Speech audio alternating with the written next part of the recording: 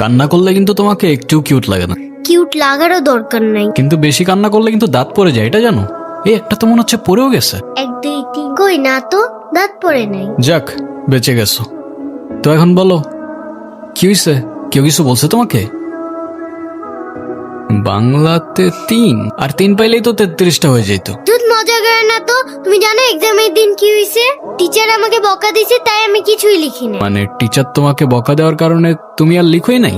না, লিখি নাই। আমি কি কোনো ভুল করছি যে টিচার আমাকে বকা দিবে? টিচার এটা একদমই ঠিক করেনি, কিন্তু তুমি এখানে একা একা বসে কান্না করছো কেন? আমার নানু ভাই আমার এই মার্কশিটে কখনো সাইন করবে না, আর যদি সাইন করে না নিয়ে যাই স্যার আবার আমাকে বকবে।